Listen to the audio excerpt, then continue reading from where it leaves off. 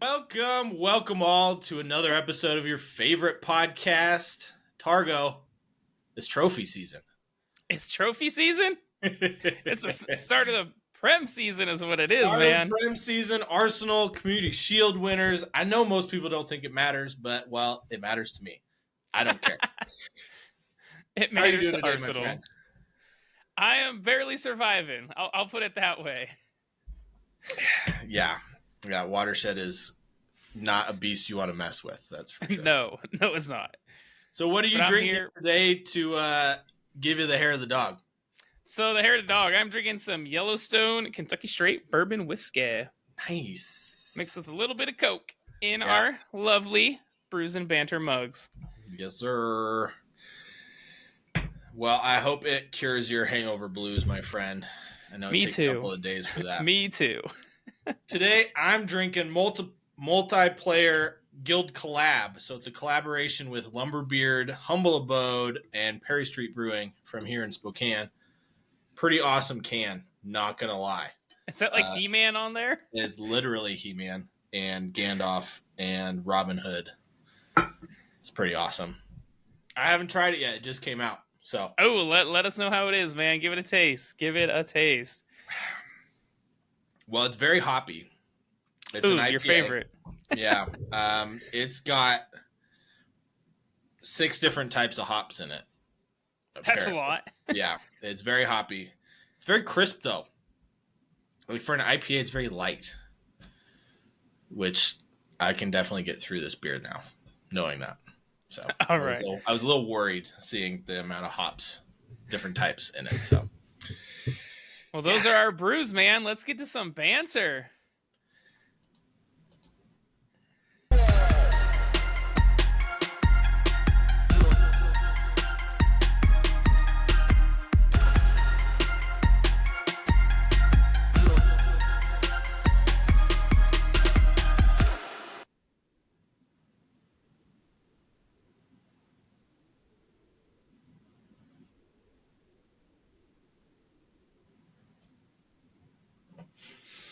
All right. So yeah. All right, so make sure to check out our social medias. We got Facebook, our Facebook group, our Instagram, our TikTok, our YouTube channel. So you can see that wonderful new intro that we just played live and in person. there you go. Make sure to check out our Redbubble. Help buy some of our merch. Help us keep this going. And also, it's pretty awesome. Not going to lie. Yes, we appreciate your guys' support. Thank you. Yes, and today we have none other than our English Premier League preview and prediction episode, my friend. Also, what we learned from the Community Shield, the battle between Arsenal and Manchester City. So, before we even get into any of that, we got news. Lots of news, as always. Man, transfers. As always. So, we're going to blow through these pretty fast because otherwise we're going to have you guys here for about 2.5 hours. So Chelsea made 3 signings. That's fun in a week. Leslie Ugachukwu from Rennes for 20 mil, 19-year-old. Young 19-year-old, yeah. Yeah, supposed to be going out on loan here. You got Axel Disasi, 25-year-old from Monaco. He is a French international center back. 38 million for him to provide cover for the injured Wesley Fofana. And emergency buy there. Yeah, I would say so. And for a French international, 38 mil, not too bad. And then Brighton goalie or backup goalie, Robert Sanchez, 25 million pound deal. 25 pound, that'd be real cheap for a player. To provide competition for Kepa since their backup goalie has left. So just filling up some holes there and building on the young squad they already have. Next up, the inevitable Lionel Messi. He's now scored 7 goals and assisted 1 in his 4 games for Inter Miami, and they've won all their games since he arrived. And he's, fun fact, now joint 4th top goal scorer in the history of Inter Miami after 4 games. My surprise face. Yeah. Oh, man. Gonzalo Messi tearing it up in Higuain. MLS. Gonzalo Higuain is their leading goal scorer of all time, and Messi is projected to pass his total, I believe, by his 13th game. I mean, Higuain's goal tally wasn't like 24 or something like It's that. 24, 28, somewhere in there. So, But yeah, it's in the by 20s. by his Not a 13th lot. game at the rate he's going, be the new record goal scorer for a club that was created 3 years ago. So earlier this week, and this is pretty much old news now, is announced that Gabriel Jesus will be out 3 to 4 weeks with yet another knee injury. Minor surgery was needed. Successful operation, supposed to be out the first month of the Premier League. Yeah, we'll see if we see him into September, October. We'll see. They keep playing like they're playing. I think they'll be okay for now. Not long term, though. PSG have signed 2 new players. Both big names, too. Ousmane Dembele for 55 mil. And the surprise that came out of virtually nowhere, Goncalo Ramos. It's a loan with an obligation to buy for 65 mil with 15 mil in add-ons. Good business. For PSG, yeah, I think if I'm Ousmane Dembele, I would have stayed at Barcelona. I know we had talked about that previously. But he wants to go to that rotating circus that is PSG, then have fun, bud. Hopefully he stays injury-free. Yeah, hopefully. Just for his sake and for France. I mean, I'm sure he would love to get back into the national team fold there. Yeah, and then Ramos, that's a good pickup. Very. I think he's an exciting young forward.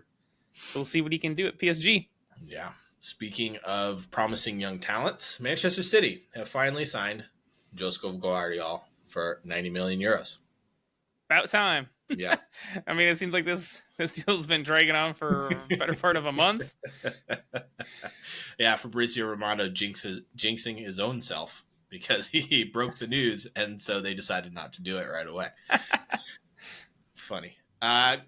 Christopher Nkunku has picked up an injury in their friendly against Dortmund. Pochettino hopes it's not serious. Said it was something in his knee. He will be out for the opening game of the season, at least, is what came out today. Well, I think he's going to be one of Chelsea's best players if he stays healthy, man. Yeah, I'm a big fan of Nkunku. So he had some injury woes last season, so hopefully he gets past that. Newcastle have signed Tino Livramento from Southampton for 35 million plus add-ons, making their, I believe, third or fourth signing this summer. But third, fourth, yeah, give or take. Them some depth at outside back. Tottenham have signed 2 more. This time, Mickey van der Ven from Wolfsburg and teenage sensation Alejo Veliz from Rosario Central. All right. Yep. We'll see how they do. Yeah. And surprising news, though. Brighton and Ajax have agreed a fee for Mohamed Kudus. They are waiting for an agreement from the player, but what a coup that would be for the Seagulls. I mean, Arsenal and Chelsea have been linked to getting a world-class talent in Kudus. Brighton getting him. That would be fantastic signing for him. I think they're getting a really good player. I would agree with that.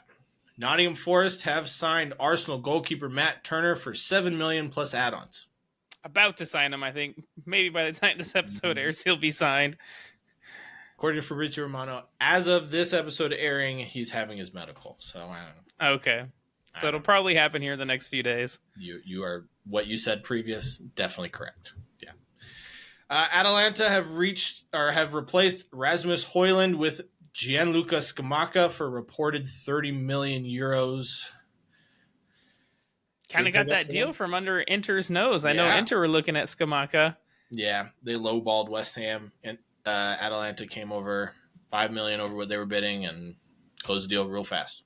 Got that Højlund money, so they spent it. Yep, they spent, some of it. Sticking in Italy, Roger Ibanez. Remember promising. I don't like this move, man. I don't either. I knew you wouldn't, so I didn't really write much with it. Roger Ibanez is signed for Al Ahly from Roma. Yeah, I thought he was a pretty good defender for Roma. Yes. Probably could have gone to a bigger club or stayed in Rome. And he's young too. He's like what, 25, something like that. Yeah, he's not the old. He's not. He's in his prime, I would say. And going to Saudi Arabia, man, getting that oil money. So can't blame him, I guess. But I guess, yeah, if it's life-changing money, go for it. So. West Ham have made their first signing of the summer, according to Fabrizio Romano. Edison Alvarez from Ajax for 35 million euros. They also submitted a sensational double bid for Harry Maguire and Scott McTominay for 60 million. Both have been rejected. We'll see how Alvarez does. When he's played for Ajax, I've liked him, but then he's had a couple performances for Mexico where didn't look the best. Yeah. But we'll see what he can do in the Premier League. That'll be fun. I know a lot of players. I mean, we saw it with Granit Xhaka. We've seen it with, all sorts of Memo Ochoa even, where their form for club and their national team don't quite cross over. So we'll see. This was the opposite. Memo Ochoa always turns into prime. Well, it's the same for Granit Xhaka too, because for forever he played like crap for Arsenal and was a world beater for the Swiss. So, but it's the opposite for Alvarez. He plays good for club, but right. We'll iffy there in a couple games I watched of Mexico. Yeah. What do you think of West Ham going in for Maguire and McTominay? I like it, if I'm being honest. I think it's good for West Ham, it's good for United, and it's good for Harry Maguire. And I would say Scott McTominay rather than sitting on the bench. So, yeah, I think it makes sense.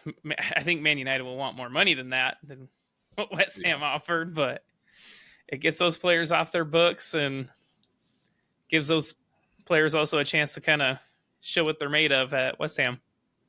Yeah, especially Harry Maguire. He needs a jump start. Yes, he does. He does. He was amazing for Leicester City and for England at the Euros, honestly. Still, speaking of players that are really good World Cup nations.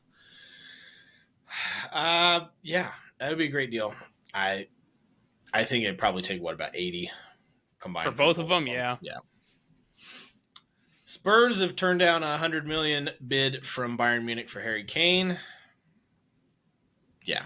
Apparently Bayern Munich are now in talks whether to leave the discussions altogether or put in another bid. I hope he stays and he leaves for free. I hope the same, and I also hope that Tottenham finish worse than last season. Greedy Tottenham, man. They're holding a player hostage. They really are. I mean, 100 million, let them go for that. Yeah. I mean, that 100 million euros is what, 80 million pounds? I think so. Yeah. I don't know the conversion. And there was a rumored 20 million euros in add-ons, so you're looking at almost 100 million pounds. And if they win the league, guess what? They probably will. Yeah. Napoli have submitted a bid of 30 million for Gabri Veiga. Celta Vigo have rejected it because his release clause is only 10 million more. So I don't blame them. It's one of the best young talents in all of Europe. He is a fantastic young talent. And last bit of news, teams are starting to line up to bid for Florian Balogun, the American striker attracting interest from Inter, Monaco, Crystal Palace, Lens, and West Ham, all said to be interested. Monaco and Inter are the only ones to have bid for him, and the most recent one from Monaco was 30 million. Which would probably get rejected. I think Arsenal, they value him at 50. I think they'll probably take somewhere between 35 and 40. Honestly, maybe get him away. Looking at the price of Højlund, I probably would stick to my guns at 50. And if all these teams are going to go into a bidding war, that's the best option for everybody. Yeah, but you also have to look at the teams going into this bidding. I mean, Lens, they're not going to bid no 50 million. Monaco, no. Maybe Crystal Palace, West Ham. 40. I even doubt Inter Milan would bid 50. No, I don't think Inter will. They'll probably. So you got to look at the teams. The reason Atalanta got that much is because it was Manchester United was the team interested. Yeah, and they needed a striker. So, okay, Targo. Let's talk about the Community Shield. What did we learn from this game? What I learned is if you win it, it's great momentum going into the Premier League season. If you lose it, you're not too concerned because you figure it's more of a friendly anyway and a game to get fit. Yeah, I mean, it's the annual curtain raiser for the Premier League. I mean, Manchester City haven't won it in 5 years, I think. and they've played in it almost every single year. 5 out of like 6 or something. Yeah. Yeah. And, I'll be honest with you. I know Pep says that it didn't mean much to him, but I did see him celebrate that goal, and it meant a little bit to him. Probably because it was also a golazo, man. Oh, God. We'll get to that in a little bit. That was beautiful. So, let's talk about starting lineups. Gabriel Jesus out. Arteta wasn't afraid to use Havertz as his number 9, even with Nketiah and Balogun available as options. I thought that was interesting. I thought I was going to see Nketiah. I thought so too, or even Trossard. I think Trossard deserves a starting spot, if I'm being honest, man. We'll also get to that later. I agree with you. But I will say Havertz, he looked good up front. So I would say his hold-up play was really well. Yeah. He held that ball up very nice. We can get to the couple of chances he had. Probably should have scored one of them. The second one, definitely.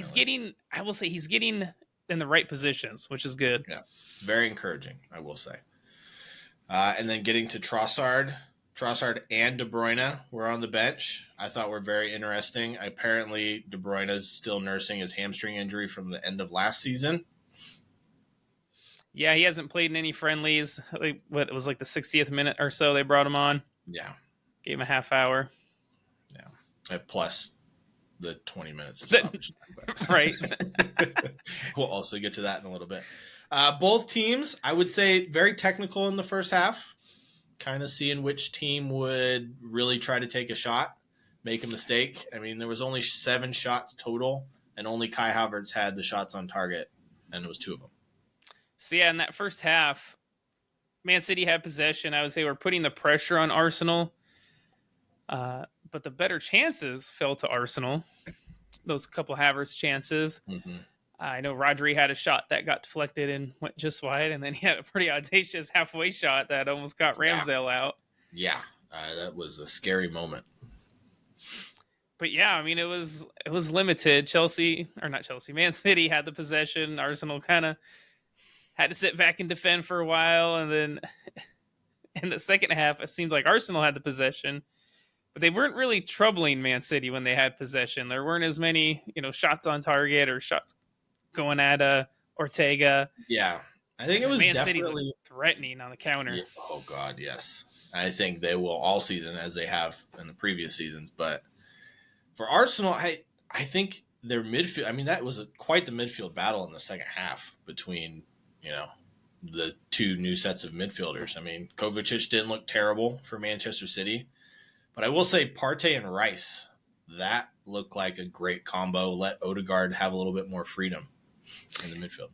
It does, but I'm not going to lie. I wasn't convinced by Partey's performance in this game. He gave sloppy passes, got an early yellow card, little stuff like that. I mean, he didn't really play a ton in the preseason, so sure. It'd be interesting to see how Arteta decides. If he continues doing it, then it might be a concern.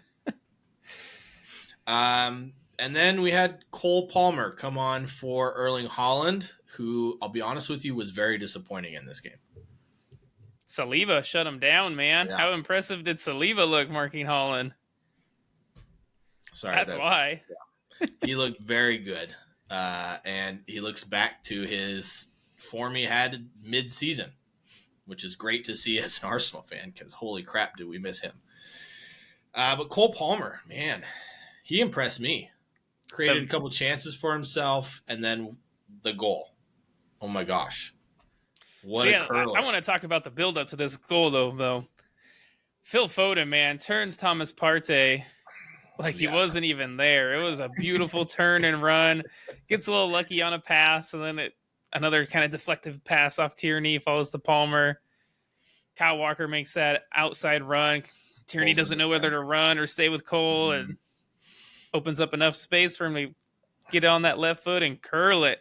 Right in the top corner. Yeah. I mean, yeah, that cutback he had sent Tierney straight to the floor. Poor Tierney, he didn't know whether to go with a runner or stay with Palmer. If it was me, I would have ended up doing the splits, so I understand. And I probably would have been out with a pulled groin after that. But Cole Palmer. Split right down the middle. Right? Cole Palmer, big season for him? It could be. I mean, with Mahrez leaving, this could be his opportunity to get some more playing time. I mean, we saw what happened with Rico Lewis last year. Could be Cole Palmer's time to shine. And It could be. if that is anything to go by, what we saw in the Community Shield, I think he'll be A-okay. He did. He looked real good. Yeah. Foden had a glorious chance to double the lead after a heavy touch by Ben White, who also didn't look convincing in this game, I will say. Should have scored, but what a save by Aaron Ramsdale. It was a really good save, and then Ramsdale had another one immediately off a corner. Point blank right after that on the corner. Header from Rodri, yeah. Woo. Yeah. And then extra time. So that's what I mean, though. In that, supposed to be 8 minutes. In that second half, Arsenal had the possession, but City looked more had the dangerous chances. Yeah. Scored the goal, had the chances. Flip-flop. And then 101st minute. So, yeah, all this stoppage time. So I think there was 8 minutes of stoppage time. They're going to start doing it like the World Cup because of whatever study they saw. That, only, 52%, some odd percent of the ball was actually in play. And so they added all that stoppage time. Average in the Premier League last year was 55 minutes. 55 minutes, that's what it was. So, yeah, I mean, so they added a lot of stoppage time, man.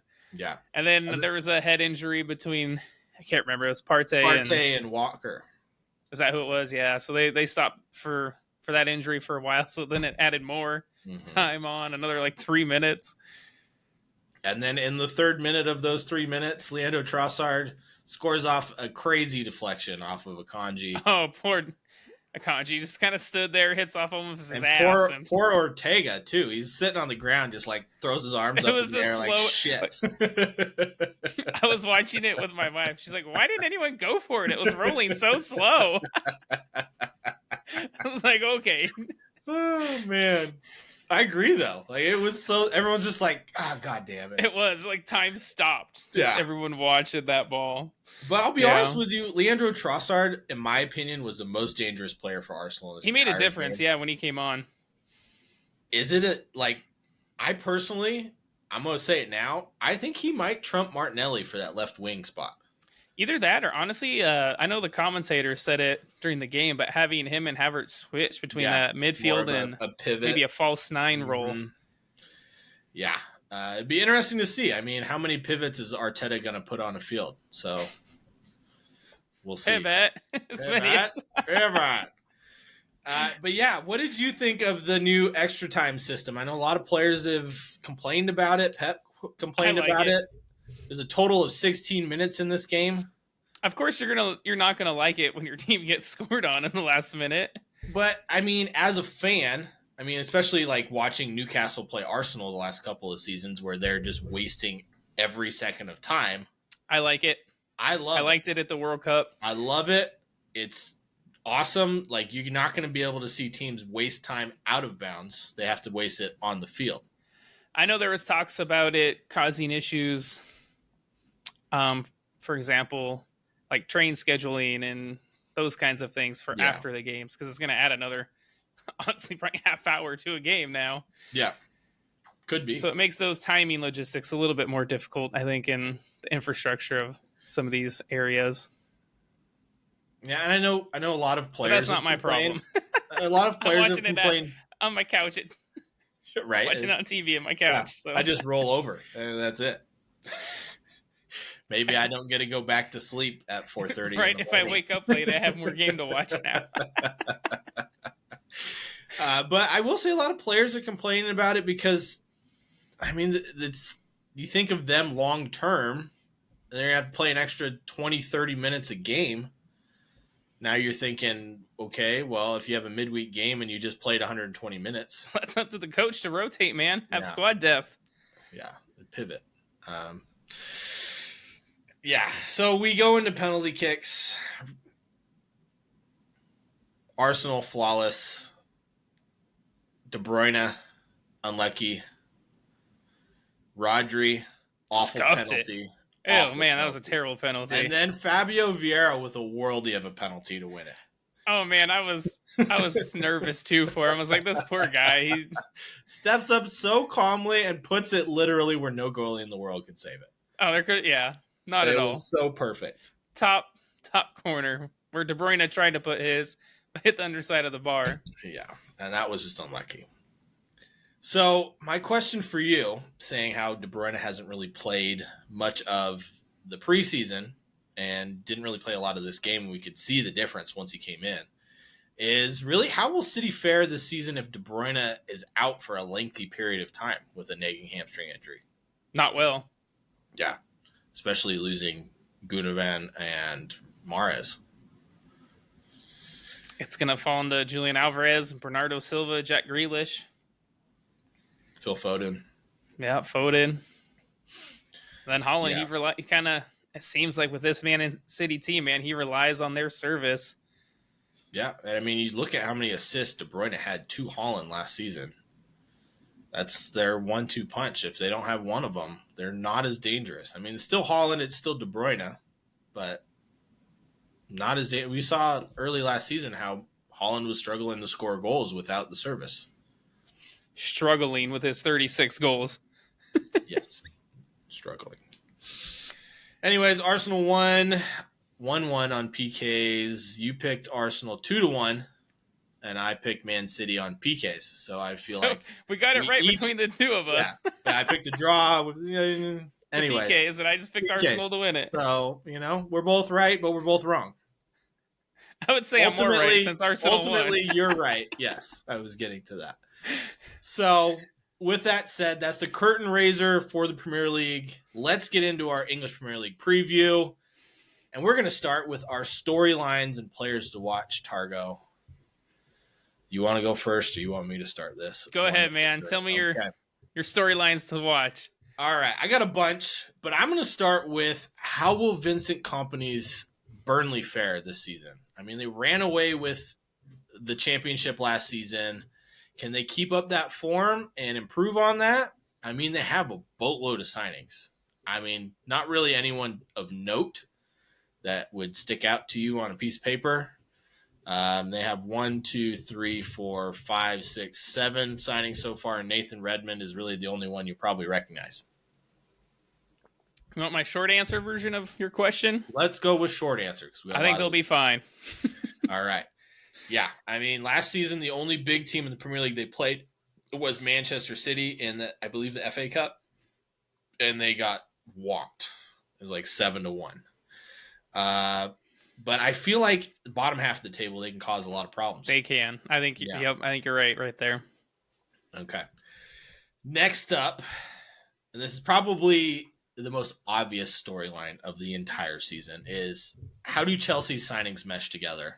Can Pochettino work his magic and make this team actually mesh and do what was promised that they were going to do last season, but they obviously didn't? How can he harness some of that young raw talent? And there's a lot of it. There is a lot. So the potential is huge for sure for Chelsea. Because, I mean, I don't think it can get any worse than last season, if I'm being honest. I mean, it can, but I don't think it will. It can, but if you're Chelsea, it shouldn't. No, definitely not. Especially after seeing them in preseason. They did impress me quite a bit, especially going forward. Yes. So, which leads me to, I mean, let me back up a little bit. They've signed quite a few players, right? A lot of them you won't see play this season because they're young and they're going out on loan. But, I mean, players that are coming in that might play, you got Axel Disasi, you got Nico Jackson, Christopher Nkunku, Robert Sanchez. They're all going to add quite a bit of extra quality to the squad. But honestly, for me, it's the players who have, well, I guess that Chelsea signed before this summer that are coming back to play for them, actually, and Malo Gusto, Levi Colwill. I think Levi Colwill might be that linchpin in that defense that really can help them, I guess, essentially be as good as they were defensively last year, because they only allowed, 35 goals last season? Oh, you're pushing my memory, man. 36. They had issue scoring last year. Which brings me to my other player to watch, who was very impressive this preseason, which is Nico Jackson. He did look impressive in preseason. I think he's going in the US tear up the Premier League this season. I think you might be right, man. Yeah. And then my last point with Chelsea, will Todd Bowley be patient enough with Pochettino and all his new players? Ooh, Because that's a big question. obviously they're going to start slow. This project's going to take several years to hit its peak. But if they do stick with Pochettino, I think this team is going to be a force in 2 to 3 years. I mean, And I that's think scary. if they're 11th again, then no, I don't think he sticks with Poch. But if they get, maybe top 6, I would say he Yeah. does. Yeah. I mean, with their signings and the players they've sold, they've got a fantastic value for money this summer. So they'll at least be complying with financial fair play for the most part. So they don't have to worry about those sanctions. All right, Targo. I've had enough talking. You go for a couple. Okay. So the one I'm curious about, the one team, is Brighton. So last year they were fantastic, played some lovely football under De Zerbi. They did lose some players, McAllister, Levi Colwell. Does Moises Caicedo stay? I don't know. Chelsea are definitely swarming for him. And then the signings they brought in. So they brought in James Milner. Mm-hmm. He's up there, 37. I do think João Pedro from Watford looks like a good signing. Yes, I agree. Mahamoud Dahoud from Dortmund, 27-year-old. I think that might be a very underrated signing as well, especially for a free. He did not impress me the most at Dortmund, so I'm jury's out on him still for me. Okay. So we'll see what he does in the Prem. And they brought in Igor from Fiorentina, 25-year-old. Center back, yeah. So a couple names there that obviously are recognizable. We'll see how they do, though, man. They're facing a lot more competition, I think. Everyone's saying Liverpool and Chelsea will be better. We don't know that for sure, but we're kind of assuming that. They should be, yeah. They should be, yeah. But now they got European competition to tend with. They lost their goalkeeper, Sanchez, their backup, who was their starter at the beginning of last season. Yeah. And so I'm curious to see how they do. I think they'll do okay, but I wouldn't expect them to be up to the levels they were last year. Yeah, I think their squad will be stretched a little thin, especially with the amount of players they seem to be losing and not directly replacing right away. Yes. I mean, the ultimate question mark, as you know, is over Moises Caicedo. If they lose him, that's a huge, huge loss. Huge loss. And I think that they will probably slide, with the loss of him, will slide down a couple places in the Premier League table by the end of the season. Just by that. Yeah, you're not wrong. And then another kind of storyline to keep an eye on is obviously this Manchester City team, man. Going for 4 in a row, never been done. Won the treble last year. Can they do it again? They've lost some important players in Ilkay Gundogan and Riyad Mahrez. They've picked up Mateo Kovacic, Josko Gvardiol. So we'll see, what they can do. I mean, Gundogan scored some important goals. Mahrez scored some very important goals as well. Yeah, they did. Who's going to replace them? Who's going to replace those goals? I mean, Cole Palmer does look like a player, and I think he can score some goals. But it's a question mark. Yeah, huge question mark. Because, Riyad Mahrez, man, he was an automatic 15 goals a season guy. He scored a hat trick in the FA Cup semifinal. Yeah. So yeah, that's one to watch. This Man City team. I'm curious to see how they do. Will they kind of lose a little bit of their step after a treble-winning season? Is that motivation quite there as much? I know Pep demands perfection, so if his players aren't playing up to it, he's not afraid to ship them off, as we saw with João Cancelo last year. Yeah. And the only thing they haven't accomplished is the domestic treble. So they still have that on the cards. I will say, though, and I'll have a question for you, and it is, which player will they miss most? Ilkay Gundogan or Riyad Mahrez? Gundogan. Yeah, I agree. Not only just the goals he scored, but just the type of player he was, his leadership role. He was a captain on that team. The in-locker room presence. That's hard to replace. Yeah, very much so. But what are 2 more of yours that you got? I'm going to go off of yours, actually. Okay. And it's the team that lost steam but ultimately lost out to Manchester City. And can Arsenal repeat their form from last season and go one step better and win the Premier League? The pressure's on them, man. They spent a lot of money. It is. I mean, they're spending more. They're not done yet. According to Fabrizio Romano, David Raya is imminent.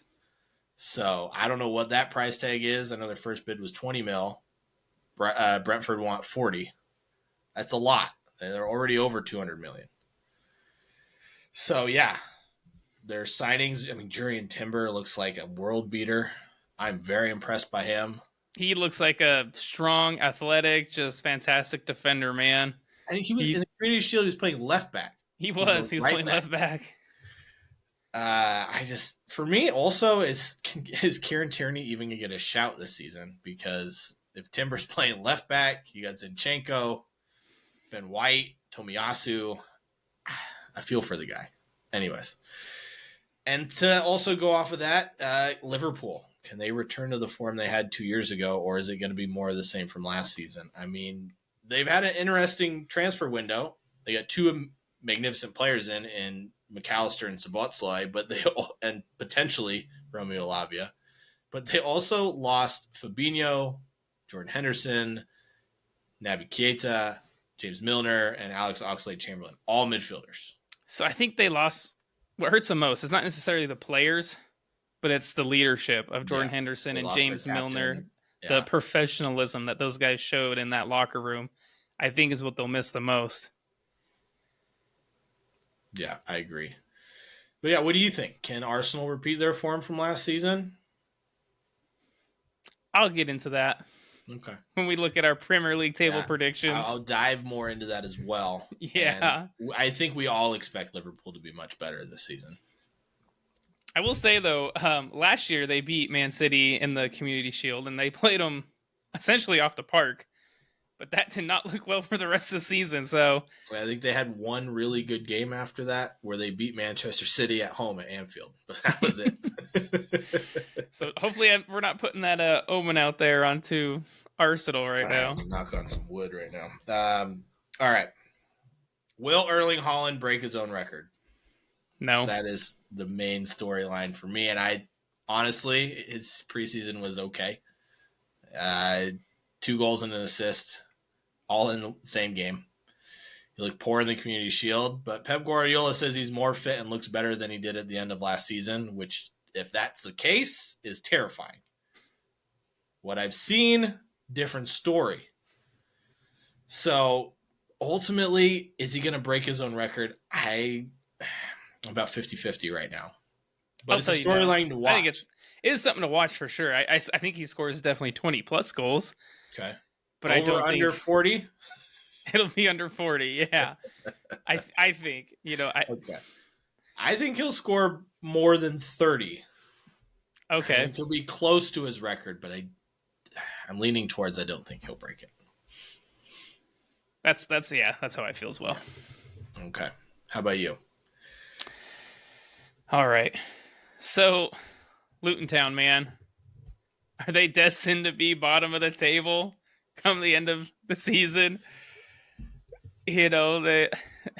Not really any signings of some people that you would know. Thomas Kaminski from Blackburn, Ryan Giles from Wolves, Issa Kobore from Man City on loan, Marvelous Nakamba from Aston Villa, Kenneth Chong from Birmingham, Mads Anderson from who's Barnsley. Yeah, so nobody of note. Nobody of note. Can't even play in their stadium yet. No. They currently have the smallest stadium in the Premier League at 10,356. They are hoping to boost that, get it up over 11,000 is what the owners are saying, so that Bournemouth stays the smallest stadium. But they can't play any games there, man. They have to build like a whole new broadcast and media area for cameras so people can watch the games. They can be shown. And who knows if that'll be good broadcast quality, but they just have to be able to. Yeah, and so I think home games are going to be very, very important for this Luton Town season. I agree. And, their first home game is against also newly promoted Burnley. It's going to be a huge game. So, what do you think that they're going to be able to pull it off at home enough to be able to stay up? Well, I'll go ahead and tell you, yes, I do. Okay. I don't think they'll get relegated, and I'll tell you why as I talk about other teams when I go through the table. And so, little sneak preview. No, I don't think they'll go down, but I know a lot of the odds makers are definitely pushing for them to go down. But we'll see. We'll see. And then something else I kind of want to keep an eye on is Everton, man. Everton have been in a free-for-all slide the past couple years, barely escaping with Frank Lampard, barely escaping with Sean Dyche. I guess not barely so much with Sean. Yeah, it was. I lie. They were already that far behind everybody else. I mean, you and I last year picked them to go down partway through the season. That was before Sean Dyche was hired, for our credit, And so I'm curious, man. Like, Sean Dyche has now, he's had a transfer window. They haven't, I would say, done a whole lot. They got Ashley Young for free from Villa, Arnett Danjuma on loan from Villarreal. Yeah. And then they got 28 mil for selling Moise Keane to Juve. And I think they're in talks to sign a striker from Sporting that I've never heard of, even though we watched Sporting last year. So I think a lot of it's going to depend on Calvert-Lewin. They definitely do play a lot better when he's healthy. Mm-hmm. And again, I think it's going to be Sean Dyche, how he does. Last year, they had 36 points total. 21 of those were from Sean Dyche, who took over on January 30th. So, I mean, that says something, I think, that they were getting more points under him. And so I don't expect them to be fantastic by any means. No. But they're going to be the same Sean Dyche team that every Sean Dyche team is. But yeah, and so that's why I'm curious. Will they be that Sean Dyche team, or will they finally get dragged on down? So that's what I want to keep an eye on. We'll see. And as I see your last one, I'll have you go through that before I go through my last one. Okay, so my last one, this other team I want to look at is Spurs. And specifically the new coach, Ange Postecoglou. How will he do? I thought he played pretty good football at Celtic. He's played very entertaining football for the teams he's managed. Mm-hmm. They brought in a couple signings. James Maddison from Leicester, Mickey van der Ven from Wolfsburg, Alejo Velas from Rosario Sarsfield, Guglielmo Vicario from Empoli, and then they made permanent Pedro Porro and Kulusevski, and they brought in Manor Solomon from Shakhtar. Only sale was Harry Winks to Leicester, so they've kept a majority of their squad. I think a lot of it will depend on if they can keep Harry Kane. If he stays, I think they'll actually do better than if he were to leave. I mean, that's kind of obvious. He's a world-class player, so duh. He's essentially been their entire team the last couple of seasons. But, does he get a chance? If things start going a little south, does he get a chance to prove himself, Is he going to be a 1 year and, you finished 8th, we'll move on? Or can he get them into Champions League? I don't know. Yeah, it's definitely something to watch. It is. Especially the free fall they were in towards the end of last season. They did not look good. And, he's going to have to definitely change that Antonio Conte style of play. Yeah, and seeing what Postecoglou's done, even for Australia, being their national team coach, they were definitely a lot more attacking, more free-flowing. So I can only assume that Tottenham will get back to the same way they played under Pochettino. Which leads me into my last point, and is, will there be another team like Brighton or Aston Villa that shake up the table? I mean, the possibilities, you got Chelsea, Fulham gave a run at it last season, Brentford gave a run at it. Are you saying Chelsea might make a run? Is that what you're saying? To shake up the table. I don't think Chelsea being top 4 is shaking up the table, but compared to last year, I would say last year, yes, but that and then you got many Tottenham, other years. You got Tottenham, who last year were awful as well. West Ham have the potential. I don't think they will.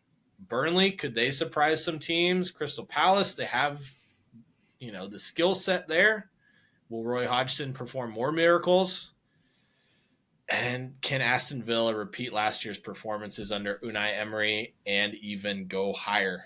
Because their signings are very impressive, and it doesn't look like they're done yet. I mean, they've signed Moussa Diaby, Yuri Tielemans, and Pau Torres. And just in those three, you would expect them to play on a much more world-class team.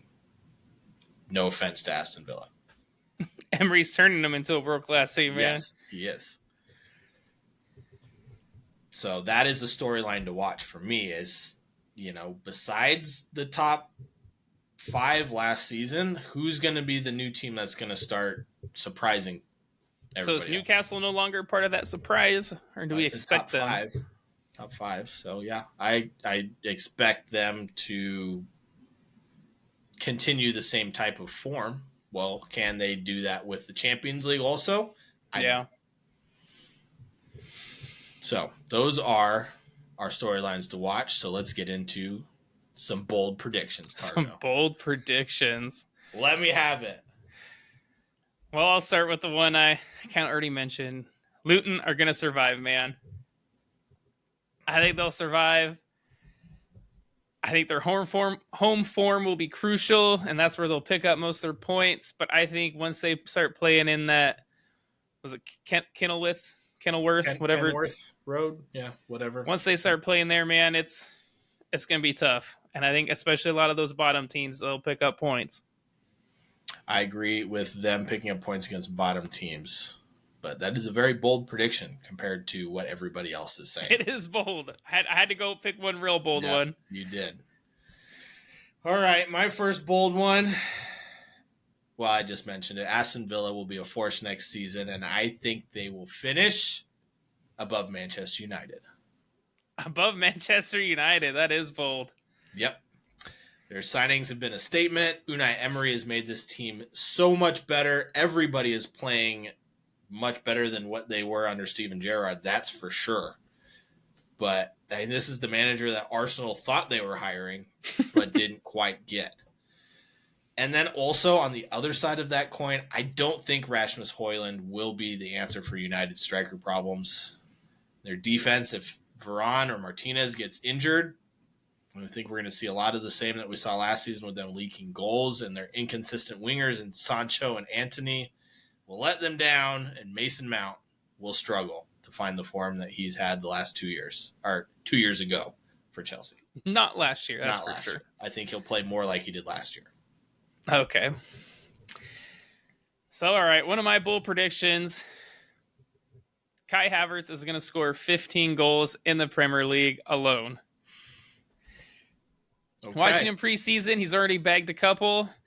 Don't pay attention to that MLS All-Stars challenge. I just don't think he cares. No one gives a shit about that. I think it's almost similar to a Darwin Nunez situation where he's finding himself in good positions. It's just he needs to start finishing.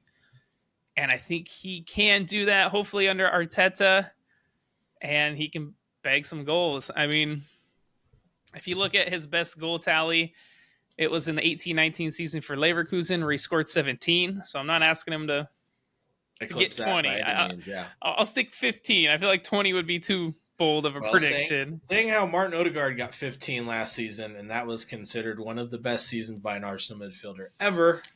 I do think Odegaard's going to be playing a little bit different position, though, this year. I think so, too. And so I think that honestly plays into Havertz maybe a little bit more. Okay. Yeah. Especially with the Jesus injuries, and we're seeing him be in that front line. But his best season at Chelsea was 8 in the Prem. 9, yeah. It was 8. I'm not including Europe, just 8 in the Premier League, and that was in the 21-22 season. Isn't that also the season he scored in the Champions League final? Yeah. Didn't count that goal. No. Like I said, just in the Prem. But, he's got a nice touch about him. We saw his hold-up play was fantastic. He's getting into good positions. Let's see if he can start finishing. Yeah. And if he does, then my prediction will be looking pretty good, I think. If Arteta can do what he's done to pretty much every player that's played under him, I think Kai Havertz will return to his form that he had at Bayer Leverkusen, which will lead me into mine. Arsenal will be much better than last season. That's going to be tough, except for City the will end. drop off because of what you said earlier, their loss of leadership in the locker room, especially Okay Gundogan. And I think they're going to miss the goals of Riyad Mahrez more than anything. Kai Havertz will take a month to fit into the system, but after that, he will be considered one of the best signings of the season. So if your prediction is correct, that one also will. But the midfield of Declan Rice, Martin Odegaard, and Thomas Partey will work wonders against attacking teams, and the pivot of Havertz and Trossard will work amazing against defensive teams. So I think Arteta's got enough weapons at his disposal to really change the way the Arsenal attack and give him a lot more options. And then last but not least, Jurrien Timber will be the signing of the season. You think so, huh? I think so. I don't know if I can Take argue this squad that right to now. the next level with I think his Nkunku, versatility. if he stays healthy, could also be up there. I think so too, but Jurrien Timber will be up there with the signings of the season, I think. Okay. Well, speaking of Nkunku and the team he plays for, Chelsea, I'm going Chelsea finish top 4 and make Champions League football. Ooh, that is bold, my friend. Nico Jackson looks like one heck of a signing as well. And Nkunku, we know, is a fantastic player. We'll see if Mudryk can start firing. Yeah. And don't forget, they have this, guy named Raheem Sterling who knows how to score a goal or two. And an okay midfielder named Enzo Fernandez. I think if they can get one more good midfielder, Moises Caicedo, someone to play in that spine of that team, I think they'll be looking good. Yeah. I'm going to play off of that. Because you say Chelsea are going to be top 4. Who's dropping out? Well, I say it's Newcastle. They're going to drop off from last season, ultimately barely finishing in the Europa League places. They only have 3 signings: Sandro Tonali, Harvey Barnes, and was it Livramento? Yeah. They need more depth at outside back and I guess mostly on the right wing, but also up front. And I think they remind me a lot of Arsenal from last season, where they have all this talent in their starting lineup, but their bench looks very weak. And with Champions League football, I think they're going to end up by the end of the season getting worn out and drop off. And they also have the toughest 4 game stretch in the Premier League to open up. They play Aston Villa at home. They go to the Etihad and play Manchester City, play Liverpool at home, and then go to the Amex and play Brighton. And their 5th game is against Brentford, at Brentford. And so kind of to piggyback off that, I guess, is you look at last season, man, and they had a lot of players had the best seasons of their lives. Mm-hmm. Callum Wilson, Kieran Trippier, Sven Botman, Nick Pope. These players had the best season. Can we expect that from them again? I don't know if you can. I think for some of those players, yes, but I don't think all of them. Yeah, I agree. I think Callum Wilson might be the one that falls off. I think he could have a fall off too as well. I don't think Joe Linton would. I think what Joe Linton does necessarily doesn't require him to perform at a high level, because for him, man, it's just energy. The guy just runs. That's his stay in the team. As he hustles, he gets back on defense, and I think that's what keeps him in there. Honestly, his work ethic. It makes sense. I think that they're built to be so defensive, especially after signing Sandro Tonali. You got Bruno Guimaraes right next to him. They're both more defensive midfielders than attacking. So you're looking at 6 players holding back. I think Bruno starts to push up. I think so too, eventually, or ultimately. But I still think they're going to drop off especially towards the latter half of the season. Okay. So my last bold prediction is the manager I think will get the can first. I am going David Moyes will get sacked first. That's not that bold. Come on. But that's only if Julian Lopetegui doesn't walk away first from the mess that is That is Wolverhampton a right bold now. one. That he will walk away instead of get fired. I think he could. Wolverhampton are in a mess right now. They're having financial issues. They have not signed anybody. And They've they're sold Ruben Neves, who's their best Raul player, Jimenez. And Yeah, just the that board too. is not giving him what they promised him. And so I think he could walk away. Okay. But David Moyes, let me chat about him, man. They lost their best player. They just lost Kamaka. I don't think they've really brought in anybody, have they? Edison Alvarez. That's right. They brought him in. That's it. I think he could be a good signing, but again, you're bringing a young He's no Declan Rice. Mexican defender into the Premier League who's been playing in Eredivisie. Could struggle. Not saying he will, but potential's there. Mm-hmm. And just the way they performed last season playing in Europe, they're in Europe again this season where I think they can also struggle. And I think it was honestly his performances in Europe that kept him his job potentially, because they were hovering above that relegation zone for a while, man. And I think it could be something similar, and he gets the boot. Okay. I thought you were going to say Postecoglou or Pochettino, but Nope. Threw me for a loop there. All right, my last one, it's really not that bold, but the second half of it will be. So Brighton will be as good, if not better, than last year. The second half is, especially if they sell Moises Caicedo. Because their transfer system just unearths gems. The recruiting, yeah. Their recruiting is so good. They've got great value for money in all their transfers except for Alexis McAllister. And that was a clause in his contract, apparently, so I won't hold it over their heads. And De Zerbi is one of the best managers in the Premier League. And he will prove it next season. Yeah, this will be his first full season. Yeah. Final point with Brighton. I think if Evan Ferguson is healthy the whole season, we'll be in the top 5 goal scorers in the Premier League. Kid looks fantastic, that's for sure. Yeah. 100%. So, Brighton. I'm running with them again. Well, they were fun to watch last year, that's for sure. Okay. So, brings us to the moment you've all been waiting for, our ultimate Premier League predictions. Now, I will tell you, neither one of us know what each other picked, unless Targo peeked at mine. I have not looked at yours, Okay. no. Well, neither one of us know what we're about to say. So this is going to be real raw reactions. Do you want to start from the bottom and go up together? Yes. Okay. Give me a second. I got to scroll down about 10 pages because I had to hide it. Or do you just want to do your table and then I'll do mine?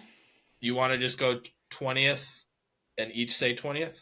No, you give me your whole table and then I'll give you my first? whole table. Yeah. Okay, here we go. 20th, Luton Town. No surprise. Luton. Number 19, smallest stadium in the Premier League, hopefully. Bournemouth.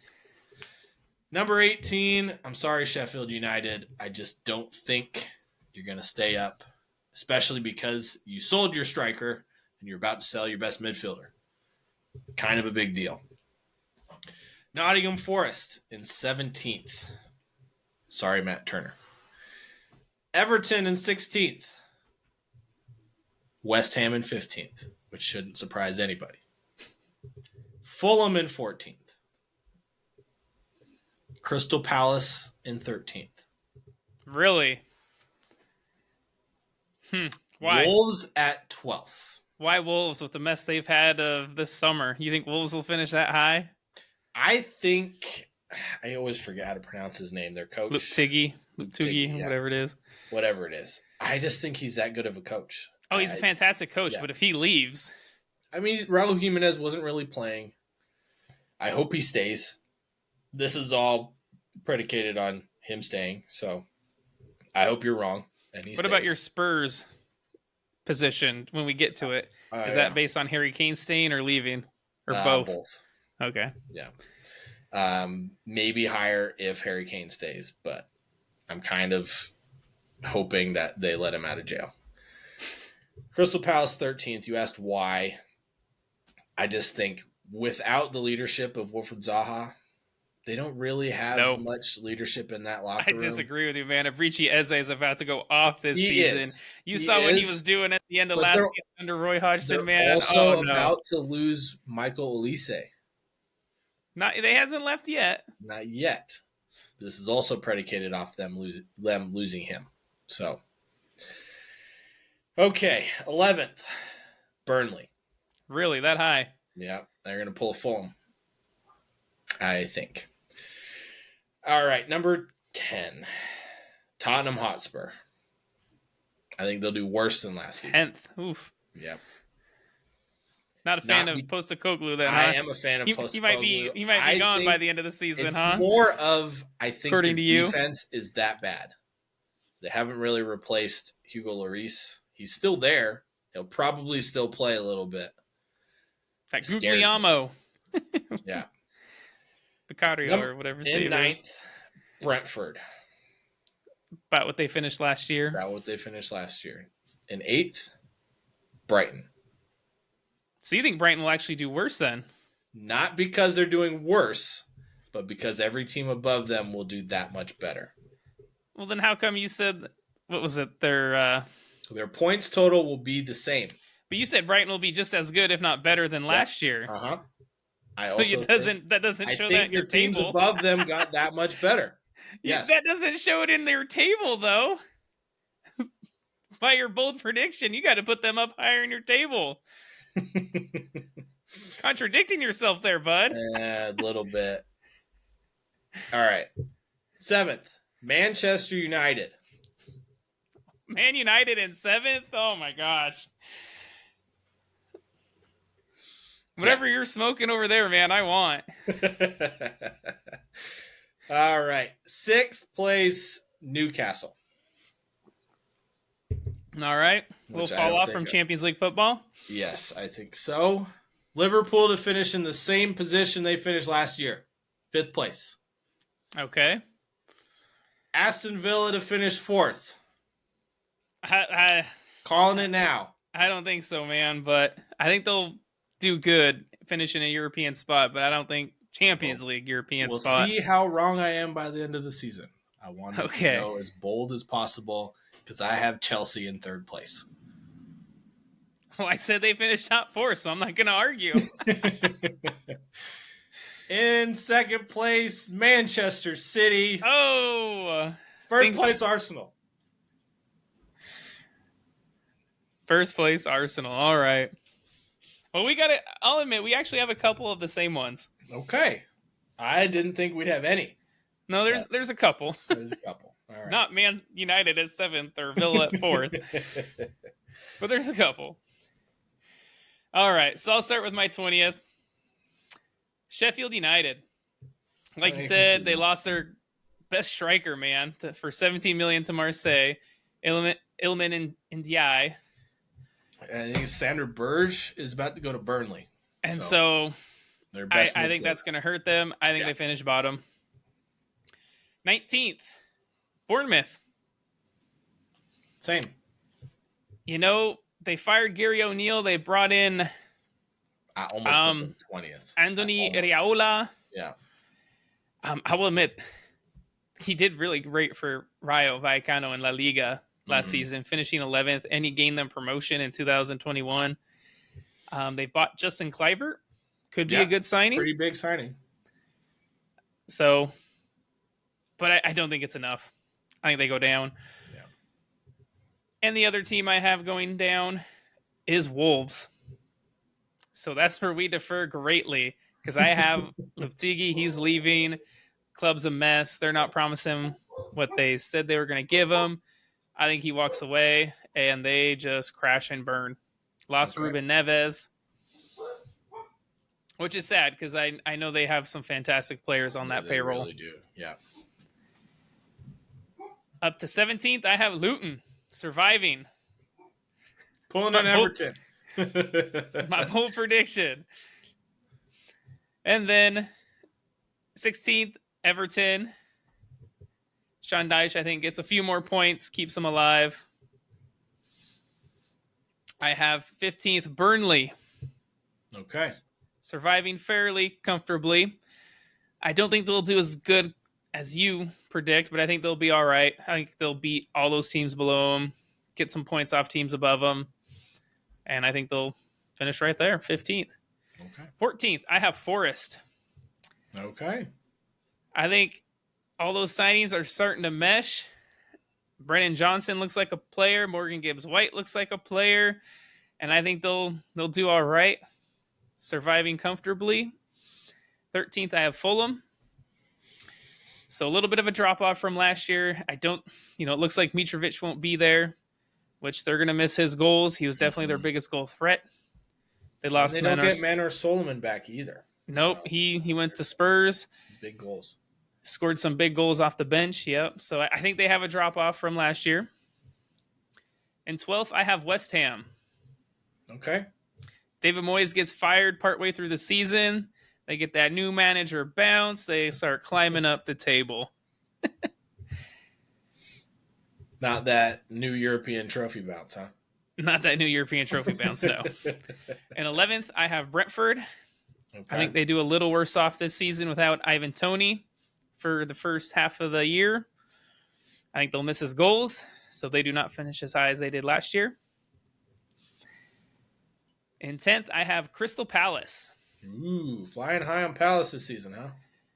I am, man. You saw how they performed the end of last season when they brought in Roy Hodgson. Abrici Eze went off. If they can keep a hold of Michael Elise, man, they got quite the attack. And if they add a Florian Balogun, they'll be looking scary. Yeah, they will. All right. Then in 9th, I have Brighton. I have Brighton in 9th. I think, again, a little bit of a drop-off with the European football. I know Ferguson, we're flying high on him, but he did have his injury issues. Yeah. If they lose Caicedo, I think they could be hurt, and he's just a class player to try to replace. Yeah. I don't know if you can do that in this, with the little time they have left. And so that's why I have them finishing just a little lower. But I do agree De Zerbi's a good coach, and they may do good in their European competition. Ooh. In 8th, I have Spurs. Okay, so not terribly different from me. No, it's not. I think Postecoglou's got to get used to the Prem. I think it's honestly worse if they lose Harry Kane. If they can keep a hold of him and his 20-some-odd goals he'll score every season, that'll help. But I think James Maddison also looks like a great player to help Harry Kane in that creative role. But they need Son and Kulusevski to score some goals. They struggled last year with that, but I know Son is a class player, and I think he'll get a few, but I still think they'll struggle, like you said, defensively, letting in goals. In 7th, I have Aston Villa, which is, I believe, where they finished last season, or they may have finished in 6th. I think they finished 7th, yeah. I think it was 7th, yeah. But again, they have some great signings. I could be wrong on them. They could be, one of those ones that upsets all the supposed big teams with their fantastic signings. In 6th, I have Newcastle. Okay. So you think again, they're going to fall off as well. I do think they're going to fall off as well. I don't think those players can perform quite to the standards that they had last year. We talked about Callum Wilson had his best goal season ever. I don't think he can do that again. I think, Kieran Trippier is over 30. Nick Pope's, I think, 31. 32, somewhere in 32, there, yeah. So they haven't looked at that left back issue. I know they still got Dunk. I thought they would have gone after someone. Still got time. They still got time. All these could change. Watch them go sign Kylian Mbappe, and then I'll be changing my my order. Or Kieran Tierney. There you go. But I do think there'll be a drop-off, like you said, with Champions League, squad depth, things like that. And then in 5th, I have Liverpool. So again, Same spot. So we have that one as the same. I think Liverpool's issue is going to be squad depth. Yeah. I think their starting team, their first 11 looks real good, but there's not a lot of depth there. No. And so that's where I think will hurt them, and they could miss out on Champions League. Again. unless they again, win, the Europa League, which they could, very well could. But then In it's squad depth. fourth, So yeah, it's a squad depth. Like I say. yeah. In fourth, I have Chelsea. Just They barely looked good. squeaking into that top four, huh? Yep, they're looking good in preseason. Nico Jackson looks like a player. Enzo's a fantastic player. They got good players. We'll see how they play as a team. Yes, that is a big So thing. that's what we'll see, and I think Poch will get that out of them. In third, I have Manchester United. Okay, safe bet there. They got a good team. Marcus Rashford. They got Højlund. I think he'll do okay. Like you say, he's not the guy to. He's not going to be Holland scoring 30 goals. Yeah. But they have a solid midfield in Casemiro, Bruno Fernandes, Mason Mount, Anthony chipping in with a goal. I think if he can get the best out of Sancho, that would be huge for Manchester United. Their starting defense does look very good with Martinez, Varane, Luke Shaw, Onana. Onana looks like a good keeper. I know he had a couple of rough goals here, which I know everyone was talking high on Onana, but I know he has a mistake in him. Yes, he does. But I think Man United will be very good. In second, I also have Manchester City, which means I have Arsenal finishing first. Which means you predicted the same thing last season. That's right. I'm not going to disagree with you, my friend. I picked the same thing. Honestly, I picked it more out. I don't want Manchester City to win 4 titles in a row, if I'm being honest with you. Yeah. I don't either, but I also think that Arsenal have closed the gap and Manchester City have become, I don't want to say worse of a team than last year, but they're definitely not as good. They've lost significant players. Yes. But, I mean, they could go out and buy someone to replace Mahrez that is fantastic. So we'll wait and see. Mm-hmm. The latest they've been linked to is one Kiro Matoma. So yeah, they've been linked with Michael Elise as well. Mm-hmm. But yeah, those are our Premier League tables. Let us know, guys. Are we crazy? I have Luton Town surviving. We have Chelsea finishing in top 4. Villa finishing in top 4. Yeah. Wild stuff. In Europa Conference League. Wild stuff. Yeah. And we did want to shout out a couple of games coming up this weekend that we think are worth a watch. We have the German DFL Super Cup, Bayern Munich against RB Leipzig. Big games in the Premier League, Aston Villa against Newcastle, Spurs against Brentford, and of course Liverpool vs Chelsea, which is a big game on paper, but has been pretty boring the past few times. And this will be a lot more entertaining, yeah. Yes, let's hope. And a big game in La Liga, Sevilla take on Valencia. Usually heavyweights in La Liga. I know last year Valencia were not, but Sevilla won the Europa League. So they did. And you never know which Sevilla team is going to show up. You don't. Is it Europa League Sevilla? Because that team's good. Yeah. Our first half of the season, Sevilla. Battling relegation right with Valencia. But that brings us to the end of this episode. We hope you guys enjoyed it. As always, get in on the action. Tell us what you think on our Facebook, Instagram. Make sure you check out our TikTok videos. Redbeard here did a fun one on PSG's recent transfer, so you'll have to check that out. Make sure to check out our Redbubble. Get this beautiful mug so we can cheers you guys. Thank you so much for listening. We love you.